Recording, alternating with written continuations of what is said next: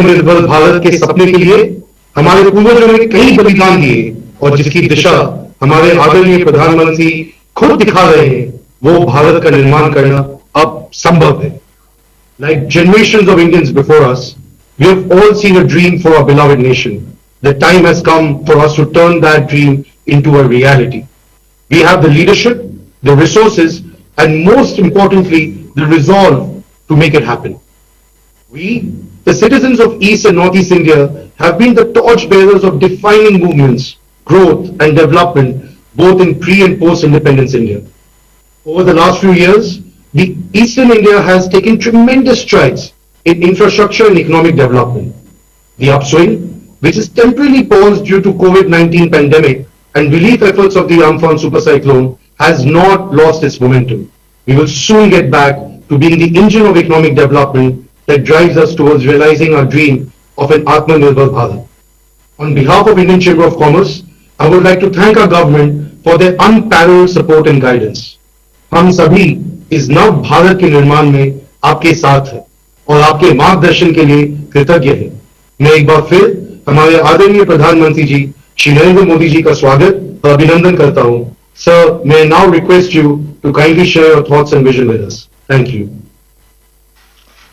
নমস্কার।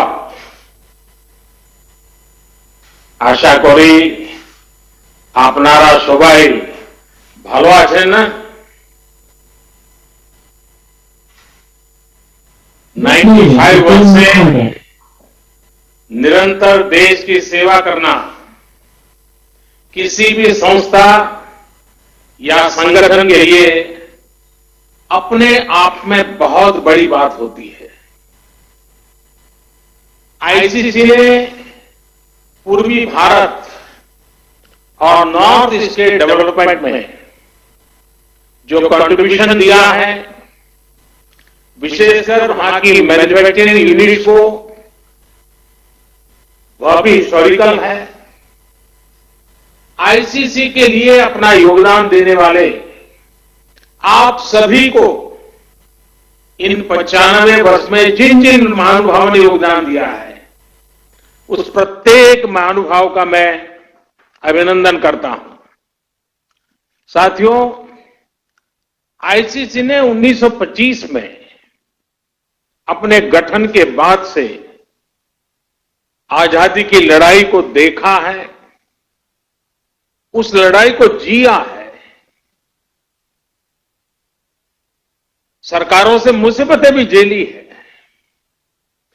भीषण अकाल और अन्न संकटों को देखा है, विभाजन को देखा है। विभाजन की उस पीड़ा को आपने सहा है और भारत की ग्रोथ ट्रेजेक्टरी का भी आप हिस्सा रहे हैं। अब इस बार की एजीएम एक ऐसे समय में हो रही है जब हमारा देश मल्टीपल चैलेंजेस को चैलेंज कर रहा है। कोरोना वायरस से पूरी दुनिया लड़ रही है, भारत भी लड़ रहा है, लेकिन अन्य तरह के संकट भी निरंतर खड़े हो रहे हैं।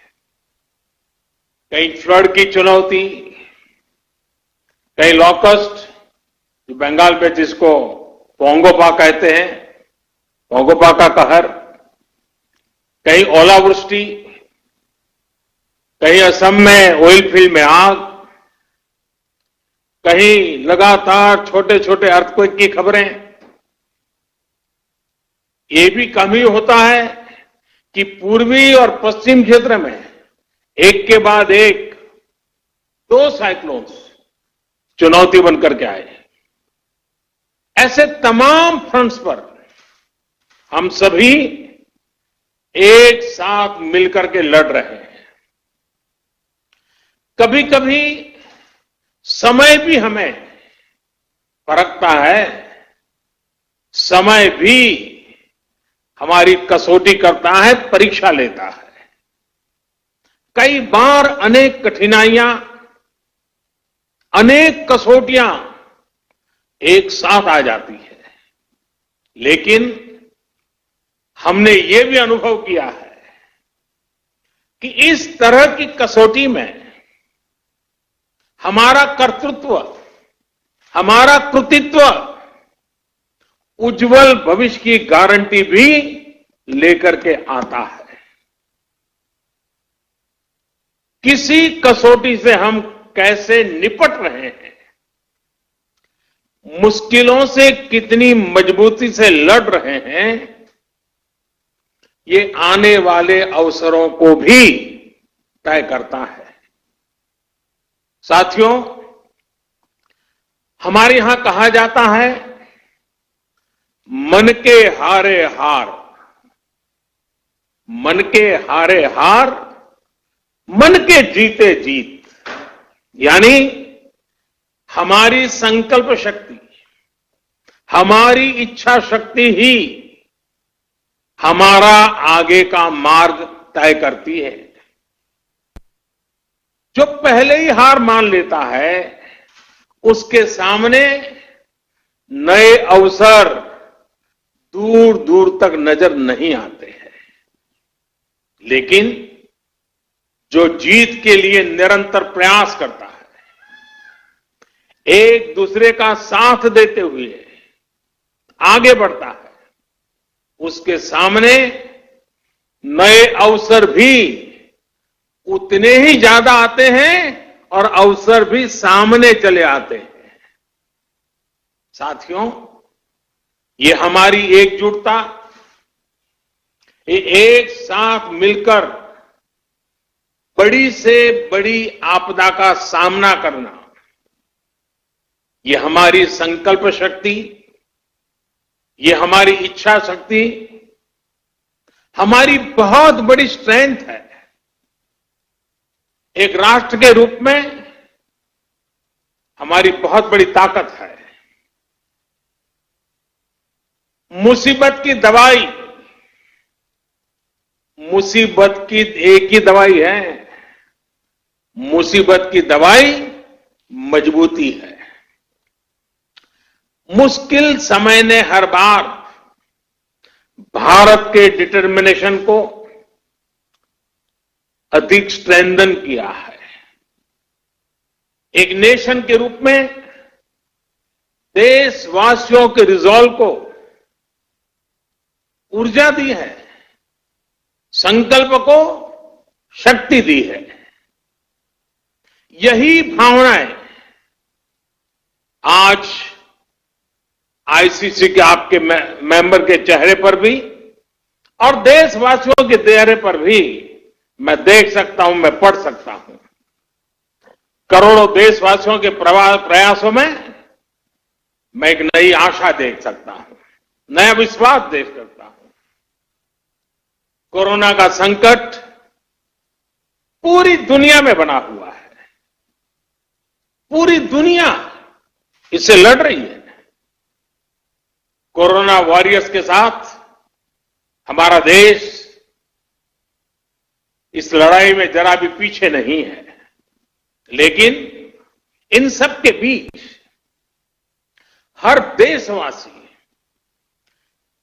अब इस संकल्प से भी भरा हुआ है कि इस आपदा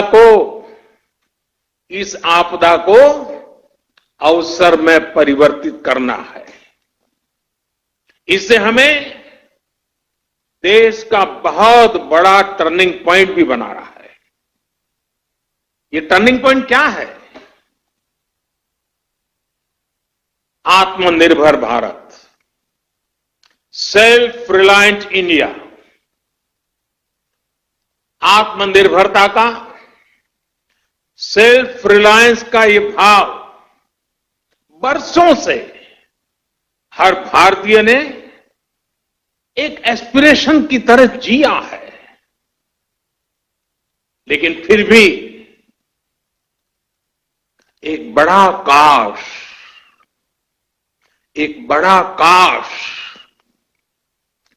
हर भारतीय के मन में रहा है, मस्तिष्क में रहा है। ये काश क्या है? काश हम मेडिकल इक्विपमेंट के क्षेत्र में आत्मनिर्भर होते। काश हम डिफेंस मैन्युफैक्चरिंग में आत्मनिर्भर होते। काश हम कोल और मिनरल्स के सेक्टर में आत्मनिर्भर होते। काश हम एडिबल ऑयल में, फर्टिलाइजर्स के क्षेत्र में आत्मनिर्भर होते।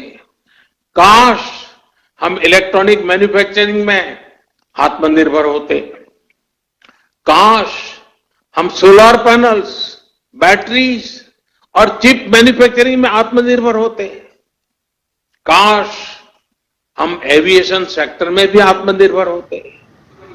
ऐसे कितने सारे काश, अनगिनत काश हमेशा से हर भारतीय को झकझोरते रहे हैं।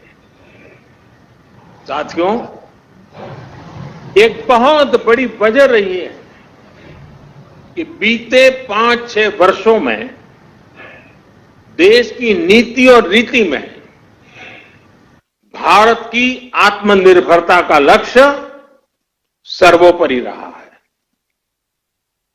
अब कोरोना क्राइसिस ने हमें इसकी गति और तेज करने का सबक दिया है।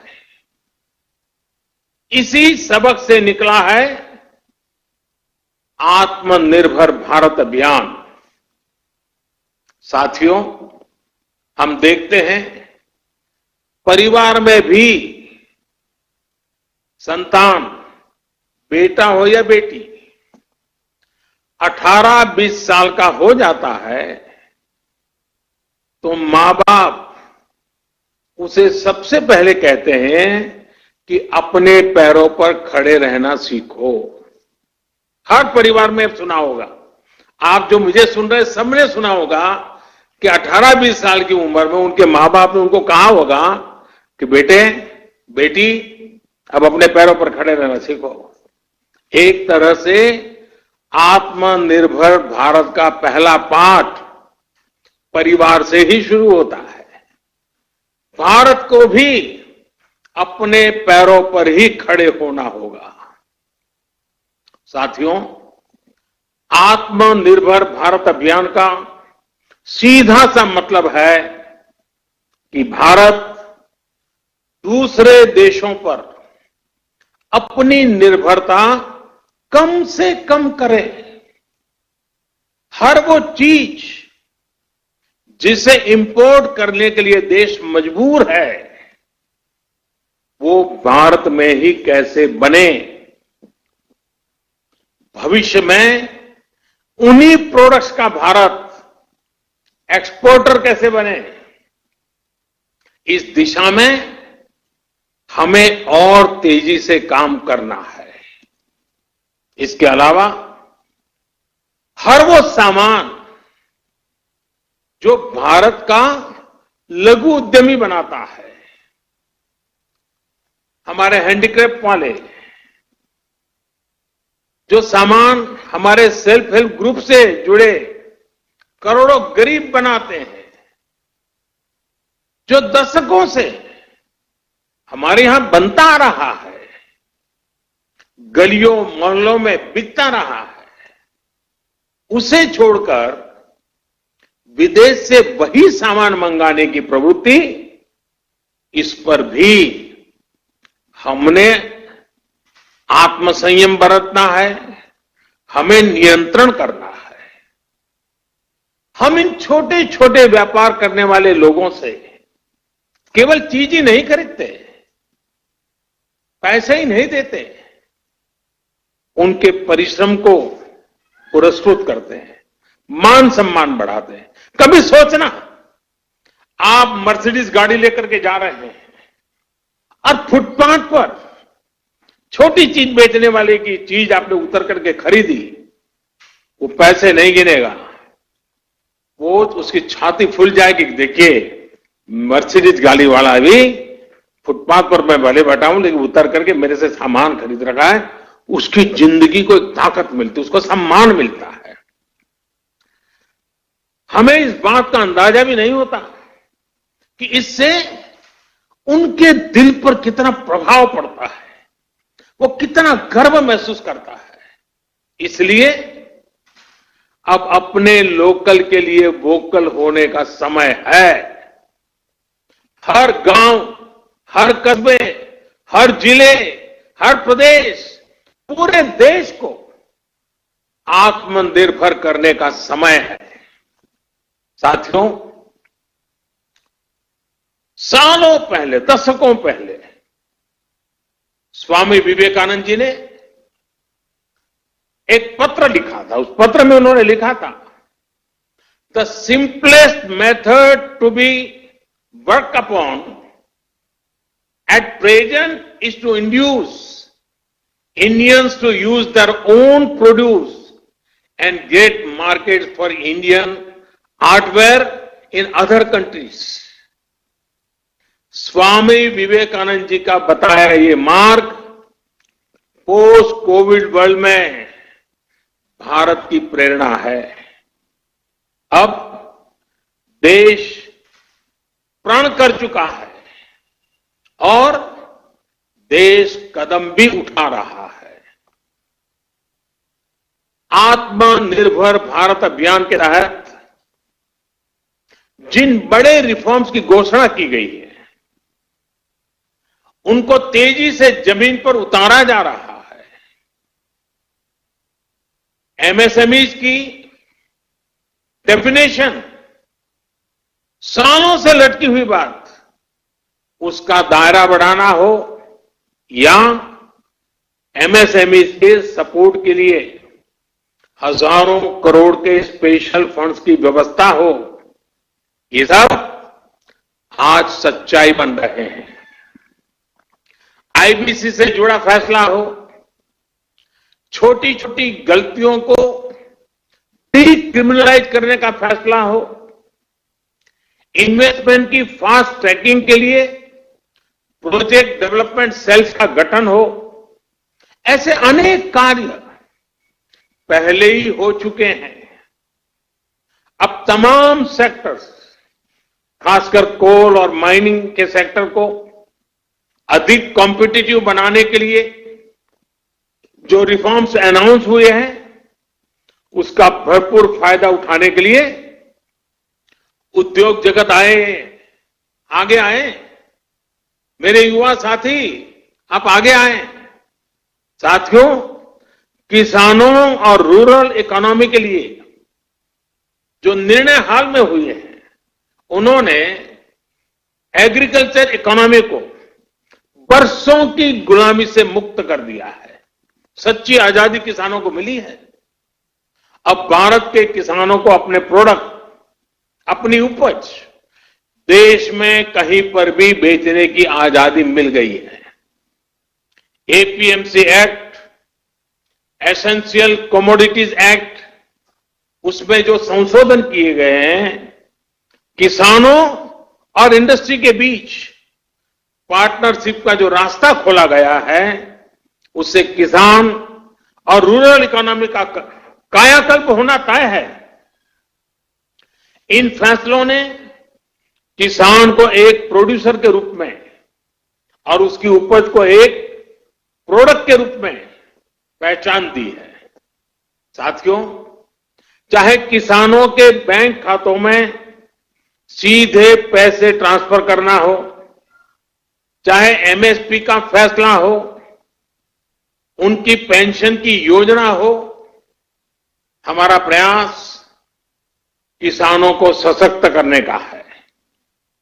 अब किसानों को एक बड़ी मार्केट फोर्स के तौर पर विकसित होने में सहायता की जा रही है।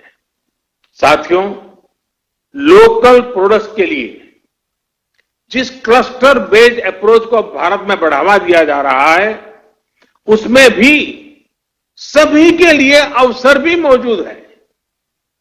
जिन जिलों, जिन ब्लॉक्स में जो पैदा होता है, वहीं आसपास इनसे जुड़े क्लस्टर विकसित किए जाएंगे। जैसे पश्चिम बंगाल में जूट किसानों के लिए पास में ही जूट आधारित उद्योगों को और मजबूती दी जाएगी। फॉरेस्ट प्रोड्यूस की अपार संपदा जुटाने वाले आदिवासी साथियों को उनके क्षेत्र में ही आधुनिक प्रोसेसिंग यूनिट्स उपलब्ध कराई जाएगी। इसके साथ ही बांबू और ऑर्गेनिक प्रोडक्ट्स के लिए भी क्लस्टर्स बनेंगे। सिक्किम की तरह पूरा नॉर्थ ईस्ट ऑर्गेनिक खेती के लिए बहुत बड़ा हब बन सकता है, ऑर्गेनिक कैपिटल बन सकता है। आईसीसी के साथ जुड़े आप सभी व्यापारी अगर ठान ले तो नॉर्थ ईस्ट में ऑर्गेनिक फार्मिंग बहुत बड़ा आंदोलन बन सकता है। आप उसकी ग्लोबल पहचान बना सकते हैं। आप अगर चाहें तो ऑर्गेनिक प्रोडक्ट को लेकर के ग्लोबल मार्केट पर छा सकते हैं। साथियों, आप सभी नॉर्थ ईस्ट पूर्वी भारत में इतने दशकों से काम कर रहे हैं।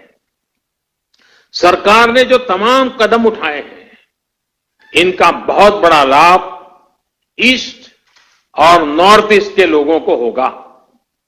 मैं समझता हूं कि कोलकाता भी खुद फिर से एक बहुत बड़ा लीडर बन सकता है।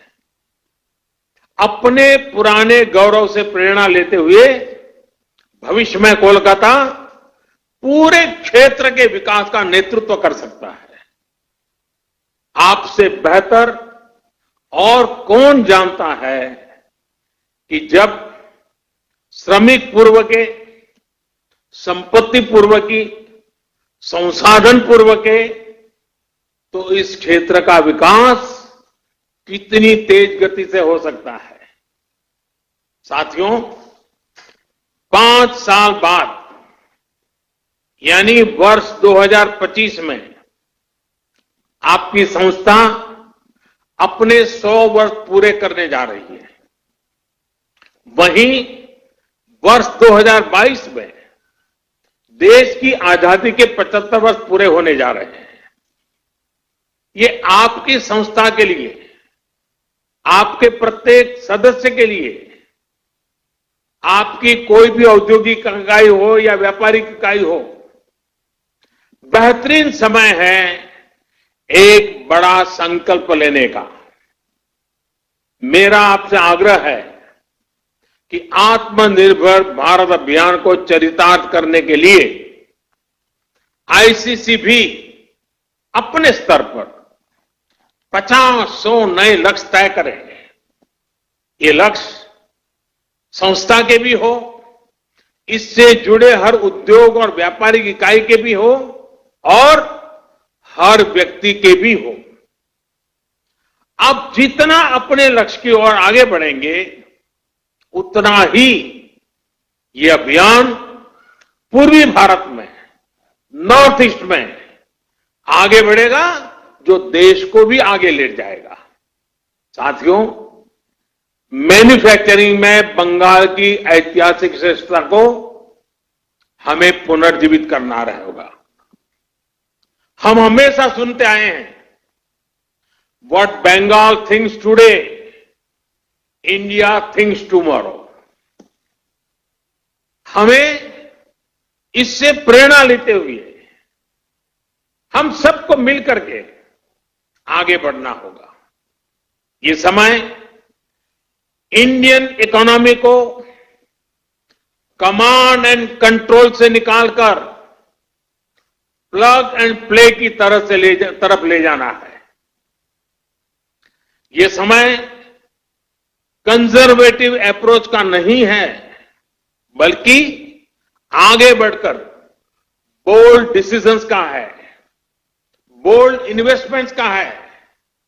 ये समय भारत में एक globally competitive domestic supply chain तैयार करने का है।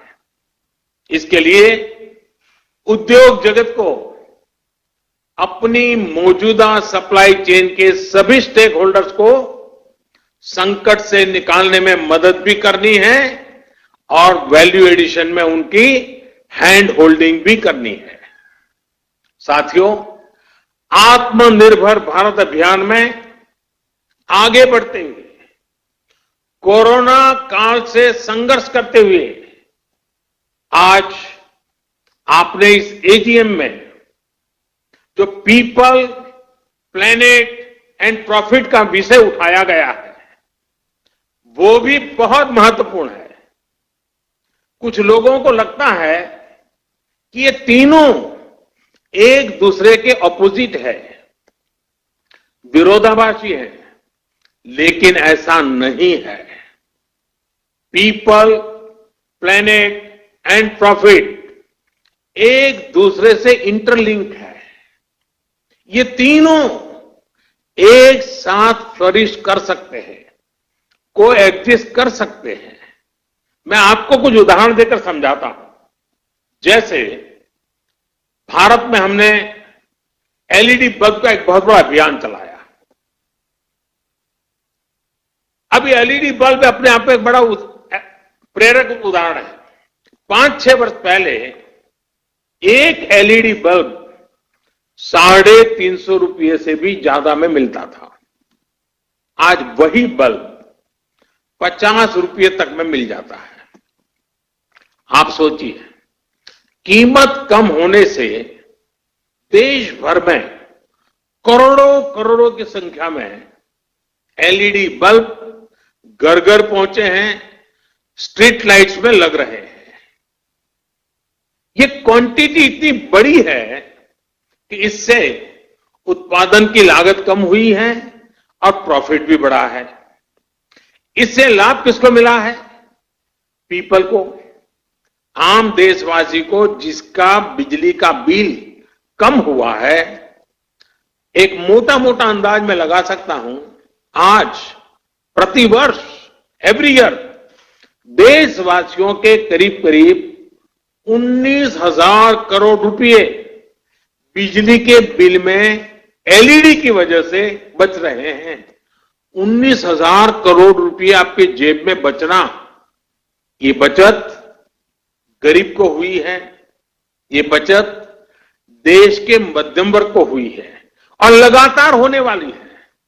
इसका लाभ प्लेनेट को भी हुआ है।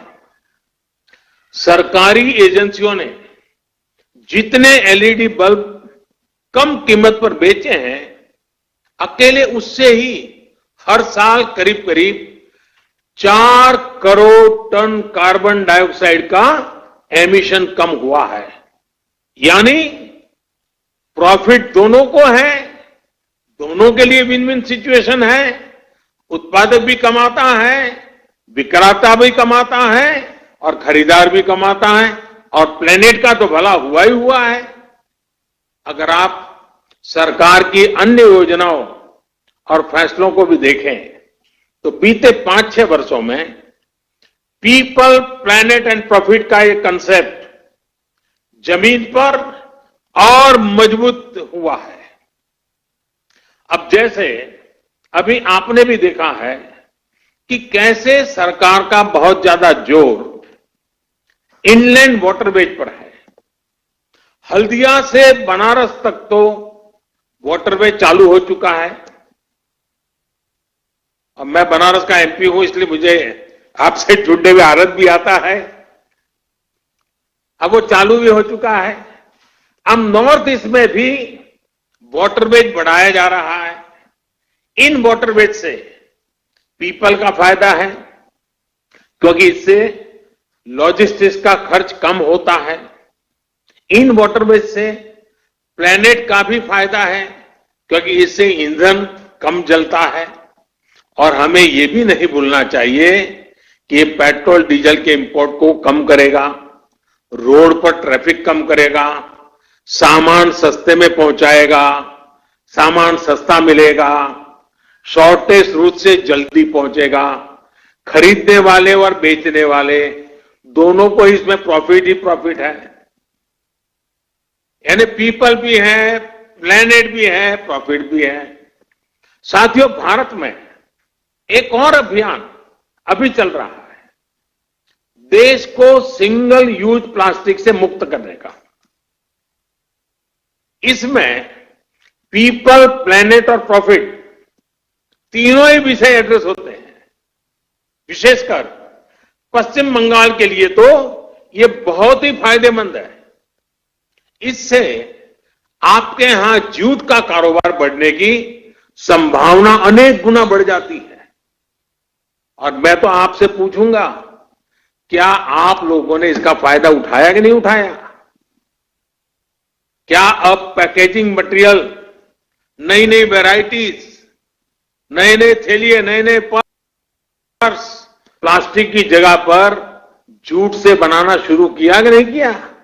एक तरह से मैं कहूंगा ये एक निर्णय, सिंगल यूज प्लास्टिक से मुक्ति का एक निर्णय, आप आईसीसी के मेंबर जो उस इलाके में ज्यादा काम करते हैं, आपकी तो पांचों उंगलियां घी में है और आपको तो इस मौके का और फायदा उठाना चाहिए। और अगर ये मौका छोड़ देंगे तो फिर कौन मदद करेगा? सोचिए, जब पश्चिम बंगाल में बना जूट का बैग हर किसी के हाथ में होगा तो बंगाल के लोगों को कितना बड़ा प्रॉफिट होगा। साथियों, पीपल सेंट्रिक, पीपल ड्रिवन और प्लैनेट फ्रेंडली डेवलपमेंट की अप्रोच अब देश में गवर्नेंस का हिस्सा बन गई है। जो हमारे टेक्नोलॉजिकल इंटरवेंशंस है वो भी पीपल, प्लैनेट और प्रॉफिट के विचार के अनुकूल ही है। यूपीआई के माध्यम से हमारी बैंकिंग टचलेस, कॉन्टैक्टलेस, कैशलेस और 24/7 365 डे संभव हो पाई है। भीम ऐप से ट्रांजैक्शन के अब नए नए रिकॉर्ड बन रहे हैं। रुपे कार्ड अब गरीब, किसान, मध्यम वर्ग, देश के हर वर्ग का पसंदीदा कार्ड बनता जा रहा है। जब हम आत्मनिर्भर भारत की बात करते हैं तो क्यों न गर्व के साथ रुपे कार्ड का इस्तेमाल करें। साथियों, अब देश में बैंकिंग सर्विस का दायरा उन लोगों तक भी पहुंच पाया है जिनको लंबे समय तक हैव नॉट्स की श्रेणी में रखा गया था। डीबीटी, जैम, JAM यानी जनधन, आधार, मोबाइल के माध्यम से बिना लीकेज करोड़ों बेनिफिशरीज तक, करोड़ों लाभार्थी तक जरूरी सहायता पहुंचाना संभव हुआ है। इसी तरह गवर्नमेंट ई मार्केट प्लेस, और मैं चाहूंगा सभी व्यापारी आलम इसको ध्यान से सुने, गवर्नमेंट ई मार्केट प्लेस यानी GEM, आप वेबसाइट पे जाकर इसकी डिटेल देख सकते हैं। GEM ने पीपल को सरकार के साथ जुड़कर प्रॉफिट कमाने का एक अवसर दिया है। आप ये जानते ही हैं कि jam platform, GEM, jam platform पर छोटा हो या बड़ा, व्यक्तिगत रूप से काम करता हो या सेल्फ हेल्प ग्रुप चलाता हो, MSME हो या बड़ा व्यापारी हो, सीधे सीधे भारत सरकार को अपने गुड्स और अपनी सर्विसेज उपलब्ध करा सकते हैं और बड़ी ट्रांसपेरेंसी के साथ। पहले तो जब तक इतने लाख का टर्नओवर नहीं होता है, इतना बड़ा ब्रांड नहीं होता है, इतना बड़ा नाम नहीं होता है, तब तक आप सरकार को माल बेचने के लिए सोच ही नहीं सकते थे। आज हमने वो रास्ता खोला है कि आप सीधे भारत सरकार की बड़ी से बड़ी इकाई, इवन PM ऑफिस में भी आपका माल पहुंच सकता है, प्रधानमंत्री को भी पहुंच सकता है। इसलिए मेरा आईसीसी से भी आग्रह है कि आपके जो मेंबर्स हैं, जो आपसे जुड़े हुए हैं, मैन्युफैक्चरर्स हैं, उन्हें भी ज्यादा से ज्यादा संख्या में जैम से जुड़ने के लिए प्रेरित करिए और अपने उत्पाद सरकार को खरीदने ही पड़े ऐसी क्वालिटी का माल लेकर के आए। देखिए कैसी स्पर्धा चलती है और सरकार की ताकत नहीं है कि आपके अच्छे मुल्क को ठुकरा सके। यह सब ट्रांसपेरेंट प्लेटफॉर्म है, हर एक का बेनिफिट है। अगर आपसे जुड़ा हर मैन्युफैक्चरर जेम से जुड़ जाएगा तो छोटे कारोबारी भी अपने प्रोडक्ट सीधे सरकार को बेच पाएंगे। साथियों, जब हम प्लेनेट की बात करते हैं तो आप भी देख रहे हैं कि आज आईसा यानी इंटरनेशनल सोलर अलायंस एक बड़ा ग्लोबल मूवमेंट बन रहा है। सोलर एनर्जी के क्षेत्र में जो लाभ भारत अपने लिए देखता है उसको पूरी दुनिया के साथ साझा करने के लिए कोशिश की जा रही है। मेरा इंडियन चैंबर ऑफ कॉमर्स के तमाम सदस्यों से अनुरोध है, ऐसे संस्थानों की, एमएसएमईज की हैंड होल्डिंग आवश्यक है और करनी चाहिए। बदलते हुए विश्व में सोलार रिचार्जेबल बैटरीज का बहुत बड़ा मार्केट बनने वाला है। क्या भारत का उद्योग जगत इसका नेतृत्व कर सकता है? इस क्षेत्र में भारत एक बहुत बड़ा हब बन सकता है। आईसीसी और उसके सदस्य 2022 जब भारत अपनी आजादी के 75 वर्ष पूरा करेगा और 2025 जब आईसीसी अपने 100 वर्ष पूरा करेगा तो इन अवसरों से जुड़े लक्ष्यों में इस विषय पर भी अपने टारगेट तय कर सकते हैं। साथियों, ये समय अवसर को पहचानने का है, खुद को आजमाने का है और नई बुलंदियों की ओर जाने का है। ये अगर सबसे बड़ा संकट है तो हमें इससे सबसे बड़ी सीख लेते हुए इसका पूरा लाभ भी उठाना चाहिए। मैं आपको आश्वस्त करता हूं कि सरकार इसके लिए पूरी तरह से कमिटेड है, आपके साथ है। आप बेहिचक आगे बढ़िए, नए संकल्पों के साथ, नए विश्वास के साथ आगे बढ़िए। आत्मनिर्भर भारत के मूल मंत्र में है, और यह बात बहुत महत्वपूर्ण है, आत्मनिर्भर भारत के मूल में जो मंत्र है वो है आत्मविश्वासी भारतीय। हर भारतीय आत्मविश्वासी होगा तो आत्मनिर्भर भारत की यात्रा बहुत कम समय में हम जीत लेंगे। गुरुवर टैगोर ने अपनी कविता नूतन जोगेर भोर में कहा है, चोलाए चोलाए बाजबे जोएर मेरी, चोलाए चोलाए बाजबे जोएर मेरी, पाएर बेगे ही पोत केटे जाए कोरिश्ना आर दे। यानी हर आगे बढ़ने वाले कदम पर घोषणाद होगा, दौड़ते पांव ही नया रास्ता बना देंगे। अब देरी मत करो, सोचिए ये कितना बड़ा मंत्र है, दौड़ते पांव ही नया रास्ता बना देंगे। जब इतनी बड़ी प्रेरणा हमारे सामने है तो रुकने का सवाल ही पैदा नहीं होता। मुझे पूरा विश्वास है कि जब आप अपनी स्थापना के 100 वर्ष का समारोह मनाएंगे, जब देश अपनी स्वतंत्रता के 75 वर्ष का पर्व मनाएगा, तो आत्मनिर्भर भारत के मार्ग पर हमारा देश मजबूती के साथ काफी आगे बढ़ चुका होगा और आपके साथ सहयोग से बढ़ चुका होगा। 130 करोड़ देशवासियों की संकल्प शक्ति से बड़ा होगा। 130 करोड़ देशवासियों के हर कदम में आत्मनिर्भरता का मिजाज होगा। एक बार फिर आप सबको बहुत बहुत शुभकामनाएं देता हूं और मैं यही प्रार्थना करूंगा, स्वस्थ रहिए, सुरक्षित रहिए। बहुत बहुत आभार। ভালো থাকবেন। আমরা ভালো থাকবো স্যার, আপনিও ভালো থাকবেন।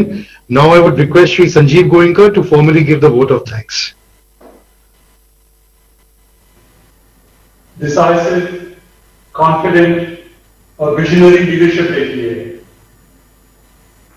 एवरेज इंडियन को जीने की कन्वीनियंस में बहुत वृद्धि हुई है, एक नई दिशा मिली है, एक नया संकल्प मिला है, एक नया मार्ग मिला है और विश्व भर में आज भारतीय सिर ऊंचा करके रह सकता है, जी सकता है, घूम सकता है, व्यवसाय कर सकता है।